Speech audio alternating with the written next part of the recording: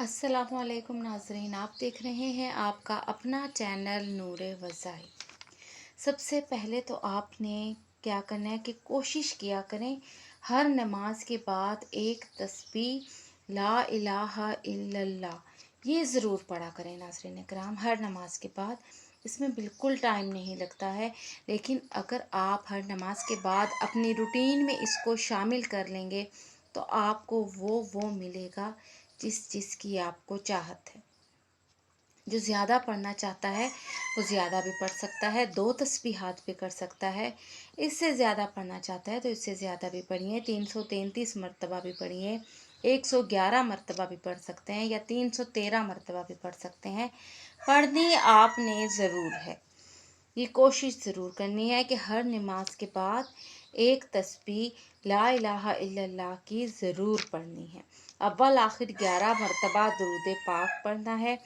फिर जब आप ये आखिर में यानी तस्बीह आप अपनी मुकम्मल कर लेते हैं तो आखिर में एक मरतबा सिर्फ मोहम्मदुर रसूलुल्लाह, बस ये कहना है आपने। फिर अपनी डेली रूटीन में 24 घंटे आपके पास होते हैं, उन 24 घंटों में आपने इतना टाइम निकालना है कि एक तस्बीह दुरूद पाक की पढ़ें और रसूल पाक सल्लल्लाहु अलैहि वसल्लम को हदिया करें। दुरूद इब्राहिमी हो जाए तो बहुत अच्छी और शानदार बात है, लेकिन अगर टाइम की कमी है तो आप छोटा दुरूद भी कोई सा पढ़ सकते हैं। फिर उसके बाद एक तस्बीह अस्तगफिरुल्लाह की पढ़नी है। ये छोटा सा एक अल्लाह का ज़िक्र का आपको बताया गया है, और आप जब ये सब पढ़ रहे होंगे तो आपने ये महसूस करना है कि अल्लाह के ज़िक्र का जो नूर है वो आप पर उतर रहा है। आंखें बंद कर कर आपने ये महसूस करना है, अल्लाह के ज़िक्र का नूर आपके दिल में उतर रहा है। जब दुरूद पाक पढ़ रहे होते हैं तो गुंबद खिज़रा का तसव्वुर किया करें, आंखें बंद करके 2 मिनट के लिए अपने आप को इस खुदगर्ज़ दुनिया से थोड़ा सा किनारा कशी इख्तियार करा करें। यानी कि इसकी जो सोचें हैं, खुदगर्ज़ लफ्ज़ मैंने इसलिए यूज़ किया है कि इस दुनिया की सोचें नाज़रीन कराम हमें चैन से नहीं बैठने देती हैं। यहाँ की सोच, वहाँ की सोच, ये परेशानी, वो परेशानी, इसने दिल दुखाया, उसने बुरा किया, ये इस तरह की सोचें होती हैं कि जो हमें सुकून से नहीं बैठने देती हैं। तो कुछ देर के लिए इन सोचों का दरवाज़ा बंद कर दें और अपने आप को आंखें बंद करके ये महसूस करें कि आप गुंबद खिज़रा के सामने हैं। ठीक है, कब्र अनवर से आका सल्लल्लाहु अलैहि वसल्लम के तजल्लियात वाला नूर आपके सामने है। इसके अलावा कोई भी अगर परेशानी हो आपको किसी भी चीज़ की, रिश्ता, रोज़गार, कारोबार, रिस्क के मामले में, कोई इंसान आपको परेशान कर रहा है, कोई भी परेशानी हो तो सूरत कुरैश आपने अव्वल आखिर दुरूद पाक के साथ 11 मरतबा पढ़नी है। सूरत माउन 11 मरतबा पढ़नी है और सूरत कौसर भी 11 मरतबा पढ़नी है। ये तीनों सूरतें आपने 11-11 मरतबा पढ़नी है और बिस्मिल्लाह के साथ शुरू की जाएंगी ये सूरतें।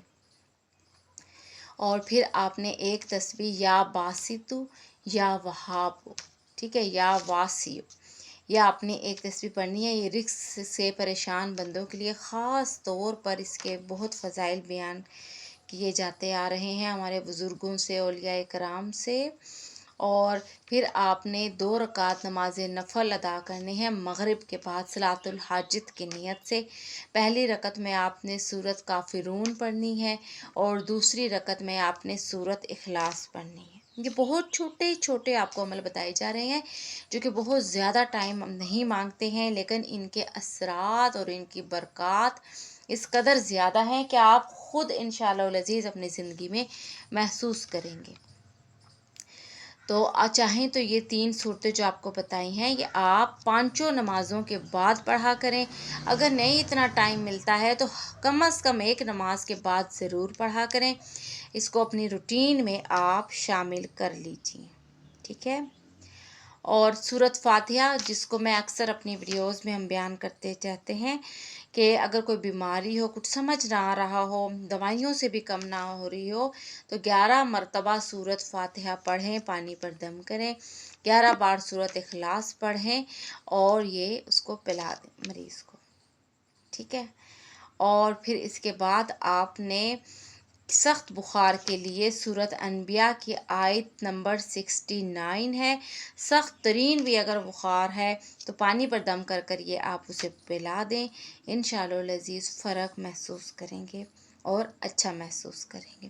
تو یہ چند چھوٹے چھوٹے سے وظائف تھے، متفرق وظائف تھے جو کہ آج آپ کے ساتھ شیئر کیے گئے ہیں۔ ناظرین کرام، اللہ کا کلام جو ہوتا ہے وہ ہماری بھلائی کے لیے ہوتا ہے، ہماری فلاح کے لیے ہوتا ہے، ٹھیک ہے۔ قرآن پاک صرف تلاوت کرنے کی کتاب نہیں ہے، یہ باقاعدہ ضابطہ حیات ہے۔ اس کے مطابق زندگی گزارو، اس میں اپنی مشکلوں کا حل ڈھونڈو، اس میں بیماریوں کے لیے شفا ہے، اس میں مردہ دلوں کے لیے زندگی ہے۔ تو اپنی روٹین کا حصہ بنائیں کہ قرآن پاک کو ضرور پڑھا کریں۔ اس کے ساتھ ہی ہم آپ سے اجازت چاہتے ہیں۔ اس دوران اگر مجھ سے کوئی غلطی ہو گئی ہو تو رب باری تعالیٰ کے حضور معافی کی خواستگار ہوں۔ السلام علیکم۔